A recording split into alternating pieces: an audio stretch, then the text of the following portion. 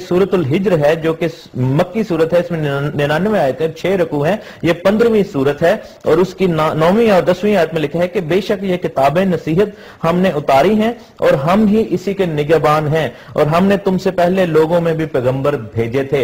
ये खुदा खुद कह रहा है, अल्लाह ताला फरमाते हैं कि ये जो किताबें नसीहत की हैं ये हमने उतारी हैं। इसमें इसके हम ही निगहबान हैं। अगर हम कुरान की रूह से देखें तो खुदा ने ये दावा किया, खुदा ने ये खुद हिफाजत का जिम्मा अपने हाथ में लिया।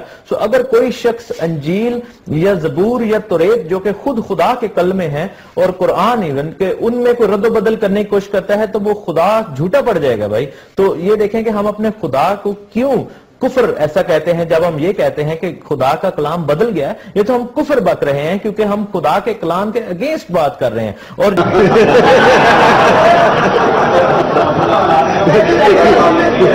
अल्हम्दुलिल्लाह रब्बिल आलमीन वस्सलातु वस्सलाम अला सय्यिदिल मुरसलीन। मुझे आज तक ये समझ नहीं आई कि क्रिश्चियन पास्टर्स की या बास्टर्स की जुबान है या वो है। आप समझ गए होंगे, जो पंजाबी हैं वो तकरीबन समझ गए होंगे। अब इसने ये लफ्ज कहा कि अल्लाह रब्बुल इज्जत फरमाता है या अल्लाह फरमाता है अल्लाह को खुदावंद का, और अब आप इसका देखें कि ये अल्लाह रब्बुल इज्जत के बारे में क्या कह रहा है। ऑफ द बीस्ट है, इब्लीस का निशान है जो कि हैवान का निशान है, कुफ्र का नाम है। जब वो नाम यानी अल्लाह हम लेते हैं तो हम खुदा के नाम की तजलील करते हैं। आपने देख लिया कि अल्लाह रब्बुल इज्जत के बारे में ये क्या बकवास कर रहा है। अब इसने आयत मुबारका का एक का हवाला दिया, उसको उस आयत मुबारका को हम देखते हैं और इस आयत से यह साबित करने की कोशिश कर रहा है कि तौरात, ज़बूर, अंजील और साहिफ़े अंबिया को अल्लाह रब्बुल इज्जत ने हिफाजत की निगरानी खुद ली। तो इसको देखते हैं कि क्या वाकई ये आयत जो जिसका इसने रेफरेंस हवाला दिया है इस पर पूरी उतरती है। इसको हम देखते हैं सूरह हिजर यानी कि 15वीं सूरह मुबारका और इसकी आयत 9 और 10।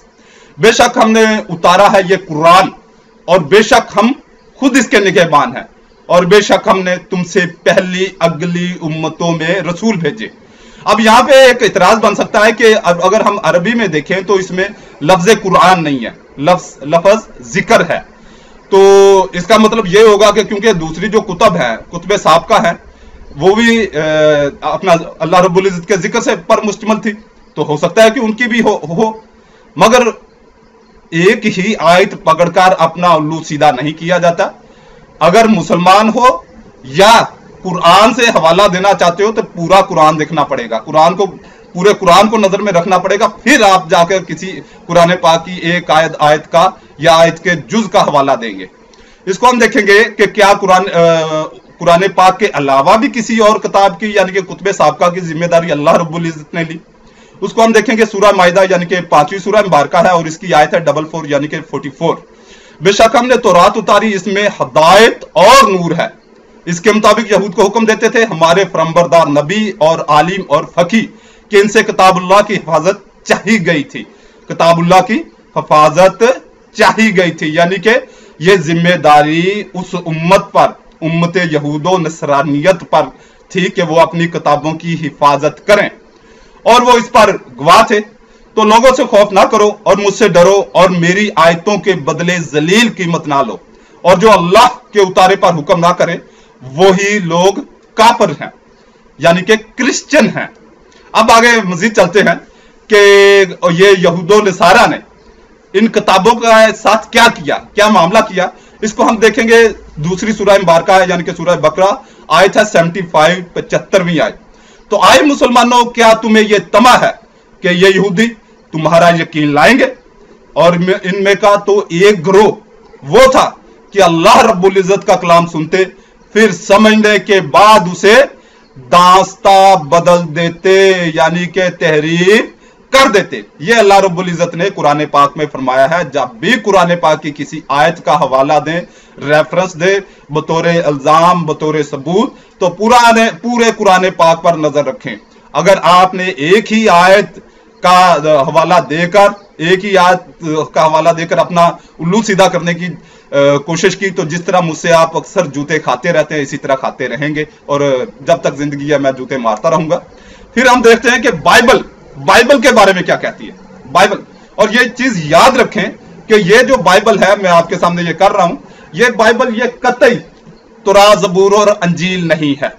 اگر آپ کو کوئی یہ کرنے کی کوشش کرتا ہے، کوئی پاسٹر، کوئی باسٹرڈ یا کوئی مسلمان اسکالر بھی اگر آپ پر یہ دعویٰ کرتا ہے، آپ کے سامنے یہ کہتا ہے کہ یہ بائبل یہی تورات، زبور اور انجیل اور صحائف انبیاء ہے، تو صرف اس سے ایک چیز کا سوال کرو کہ اس میں میرے آقا کریم صلی اللہ تعالی وسلم کا اسم احمد صلی اللہ تعالی وسلم نکال کے دکھا دو، یا میرے نبی کریم صلی اللہ تعالی وسلم کے بارے میں جو پیشن گوئیاں ہیں یا صحابہ کرام کے بارے میں پیشن گوئیاں ہیں وہ نکال کر دکھا دو۔ پادری، پاسٹرڈ، باسٹرڈ وغیرہ مر جائیں گے، وہ اس میں سے نکال نہیں پائیں گے۔ اس کا مطلب ہے یہ کتاب وہ کتاب نہیں ہے، یعنی کہ یہ تورات، زبور، انجیل اور صحائف انبیاء نہیں ہے، یہ فحش کتابوں کا مجموعہ ہے، یعنی کہ پورن بائبل ہے۔